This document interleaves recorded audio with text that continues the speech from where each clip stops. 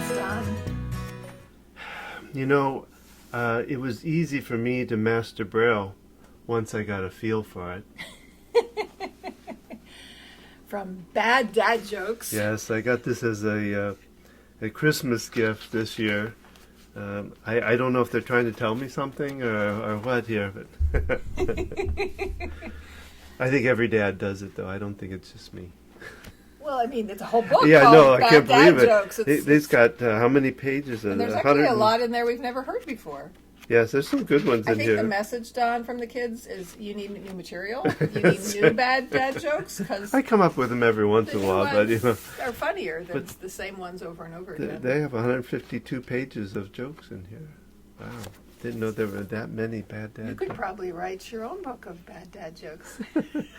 So we're at another Tuesday Tips, and today we're talking about The law of attraction.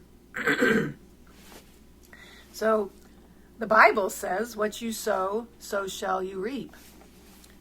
What we're talking about here is what the energy that we put out into the world is the energy that we experience, the energy that we get back. So how you handle situations has an effect on the entire house. We talk about this all the time. well, yeah, we talk about creating from your mind, which is a concept sometimes people have a hard time grasping, that we're really creating our own life from how we process our thoughts.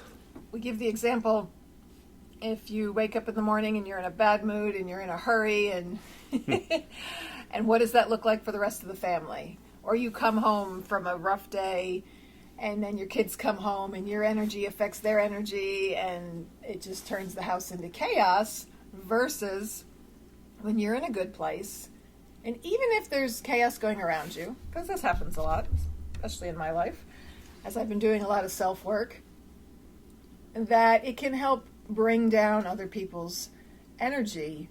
We talk about mirror neurons, which our brain kind of mirrors what's going on with the people around us. So if our child is flaring up in anxiety and we come at them, you need to calm down, because that's a good way to help that's someone always calm down. Say calm down. It just flares the situation. You talk about climbing the wall of anxiety, and yet, you know, Don and I tag team when I have a kid that's flaring up with anxiety and going into a meltdown. You know, one of us can see the other one is just getting wrapped into it, and it's not helping the situation. It's just escalating it. So by stepping out and stepping in, occasionally it's been over the phone. Our daughter's called me at work, all flared up with you, and because I'm at work and I'm able to step away and just listen, and coming from that outside perspective, it can help calm the situation down.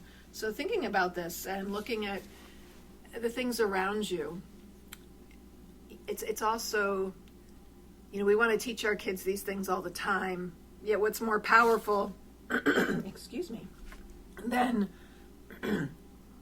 All choked up about this, of course, I you know. It's just... Early morning choke up. Holiday celebrating with family. Yeah. Partying. Yes. Us heavy partiers. Yes. I had one glass of wine and a hard seltzer, and woo! Craziness. We crazy dudes. I totally lost my train of we thought. were talking about law of attraction and and the energy with our children. Well, yeah, I can remember. You know, I can remember coming home sometimes in traffic and just getting wound, and I'd come home just like tight as a, and I think I talk to this with parents. I think any parent can recognize this. You come in, and within seconds, sometimes your energy just transmits out to the whole house, and you've got everybody in that same frame of mind. Or you come home happy, and you can kind of get everybody into that mode. And yet you can't expect everyone else to be happy when you're happy, but if you can keep your energy calm, you're going to at least not escalate the situation, even if they're flared up. Well, that's what I learned with dealing with our first child with the OCD. You know, she would come at me with kind of thing, and I'd come back at her, and like I said, climbing the wall of anxiety. And when I learned to not do that and keep my part of it down, her part of it kind of went down also. It didn't necessarily completely drop her down, No, but and it did really sometimes- reduce that energy down pretty dramatically. And it though. often can prevent it from escalating. You Yes. might say, I tried this and it didn't work, but did it prevent it from escalating Yeah. further? Yeah. The train just came back. Oh. So we want to teach our kids these things. But lecturing them and saying, what you put out there comes back to you, and if you're going to put this negative energy into it, then that's what you're going to get. So example is more powerful. An example can look like doing this with our youngest, who tends to see the negative in things, which I'm sure has its use in the world. She'd be a great critic. Is saying, okay, that's what you don't like about it. Let's think of things we do like about it.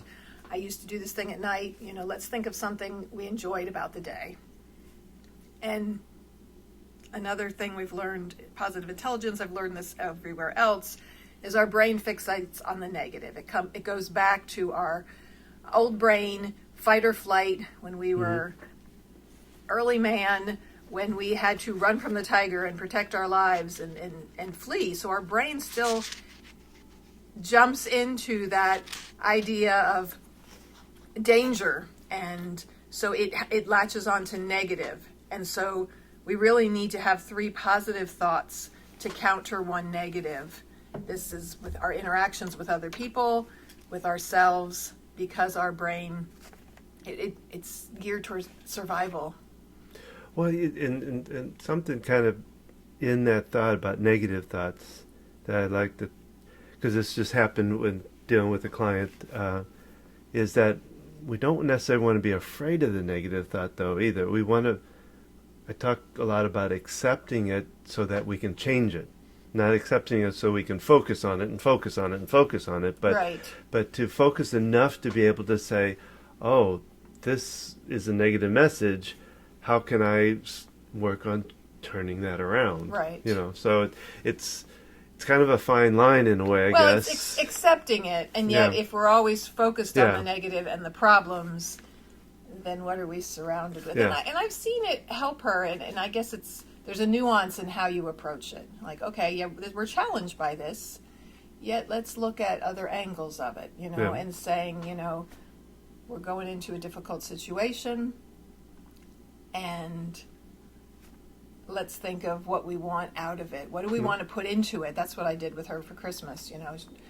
She was worried about having little time to spend with family, and it's like, okay, what is it you want? We can put the intention out there and let people know, this is what I'd like to do, and to be able to, rather than just sit in the, I'm not going to get to do this, I'm not going to get to do that. So putting that positive intention out there is a way of. Well, and it does attract real things.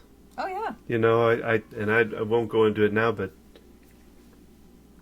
but the idea of, like, I've created cars and money and people in my life and all that. So anyway, that's some things to think about. Yeah, we've talked about this in other podcasts, and we'll expand on it further. But just something to think about for your day. What energy are you putting out there? What energy? Sometimes we see what energy is surrounding us, and we go, okay, I need to step back. And what am I contributing to this? yeah. Where do I want to be with this? So we hope that helps, and you have a wonderful day. And just remember, how you speak to your children shapes their future.